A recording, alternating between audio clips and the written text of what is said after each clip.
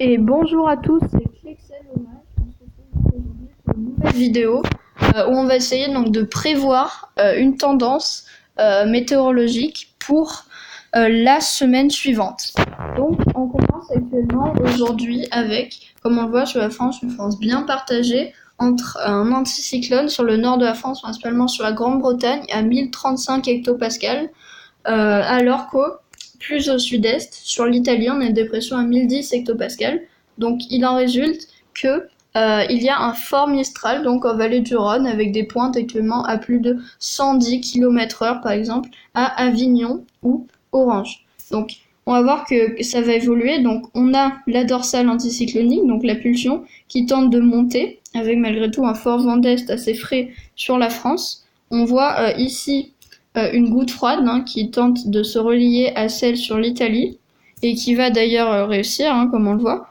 Et puis, la goutte froide qui est sur l'Italie va peut-être occasionner des retours d'est sur la Provence, potentiellement donc des pluies, pourquoi pas fort, dans une atmosphère bien fraîche. Nous voyons également plus à l'ouest un cut-off, actuellement un Talweg, qui va essayer donc lui aussi de rejoindre la dépression en Italie. Puis on va avoir une circulation sous blocage, on appelle ça, c'est-à-dire avec un anticyclone qui reste sur la Norvège, entre la Norvège et l'Islande. Et en bas, eh bien, on a un rail dépressionnaire très humide, donc sur la France. Donc on va voir que c'est ce qui devrait se passer. Donc on a le Talweg qui rejoint la goutte froide en Italie. On a actuellement, donc là on en est à vendredi, une dépression qui se forme sur le sud-ouest de la France, qui peut occasionner de belles remontées orageuses, vraiment ça sera à surveiller. Puis ensuite qui grandit encore, qui se décale vers la Méditerranée.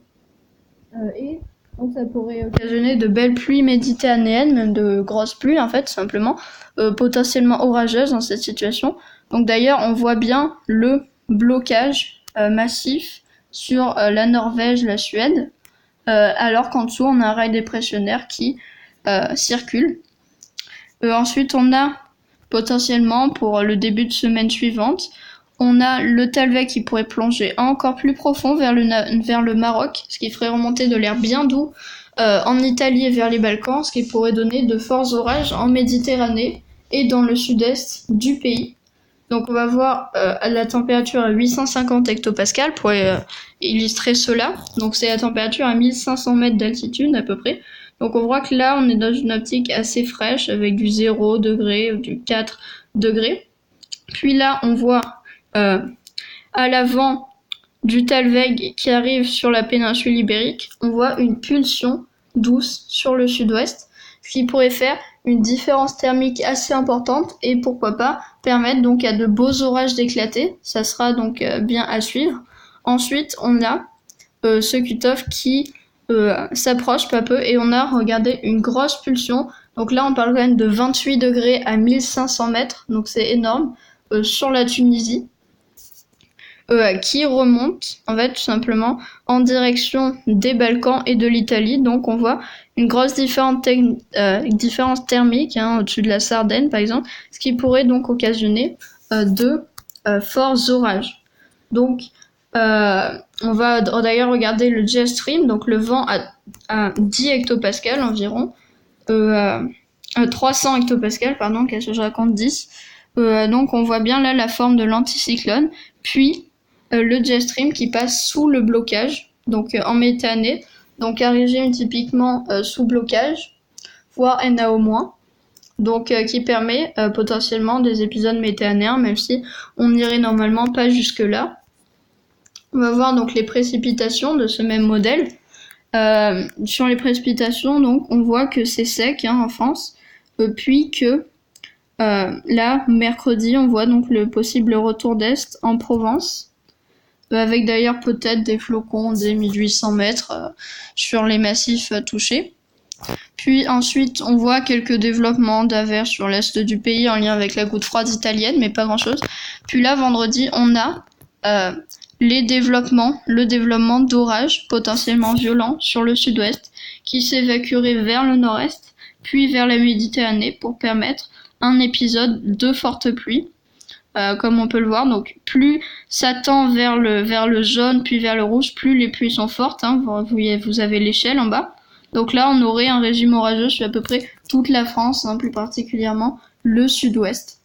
Donc comme il n'y a pas que ce modèle, on va regarder un autre, celui européen, donc le CEP, donc le Centre européen de prévision en gros, qui donc nous propose tout simplement le même scénario que GFS, donc le modèle américain, avec une dépression qui se forme en Méditerranée et qui permet donc de fortes pluies. Donc nous allons voir les ensembles des scénarios, donc c'est tout simplement des diagrammes composés de 22 scénarios différents. Donc là il y a écrit 20 scénarios dessus, mais c'est parce qu'aux 20 scénarios on ajoute eh bien tout simplement le run de contrôle qui est encore un autre scénario et GFS tout simplement. Donc on va faire un petit peu le tour de France. Donc on va commencer par Paris. Donc à Paris on voit que la température en altitude devrait augmenter peu à peu et la pression devrait chuter brutalement avec dès le 17 une possibilité d'orage le soir, évolution diurne, hein, typiquement des orages de printemps. Donc ce qui serait clairement pas mal et assez agréable avec une température d'à peu près 20 degrés l'après-midi en semaine donc suivante. Ensuite, nous allons voir pour la ville de Lyon, donc dans le centre-est. La ville de Lyon, c'est à peu près pareil qu'à Paris en termes de température, mais on a les courbes de précipitations qui sont plus hautes en lien avec les possibles pluies méditerranéennes qui pourraient remonter à Vallée du Rhône. Donc voilà. Donc au sujet de l'instabilité donc de la cape, alors en haut c'est à θE, plus elle est élevée, généralement plus c'est bon. Donc là on voit une θE à 40 degrés environ, donc c'est quand même pas mal. Et une cape favorable à des orages. Donc voilà. Si on regarde la pression d'ailleurs, on observe aussi une chute dans la dépression, donc à moins de 1010 hectopascales, puis ensuite ça stagnerait vers 1013 hectopascales, donc un marée barométrique bien favorable à des orages. Donc ensuite, nous allons voir pour une ville méditerranéenne, donc Marseille.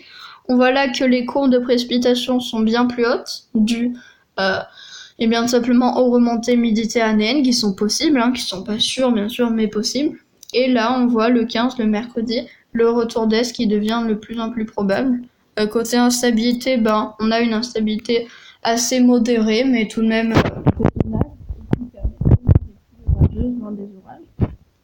On va aller dans le sud-ouest de la France avec Toulouse. On voit donc là la possibilité d'une vague orageuse dès vendredi, donc le 17.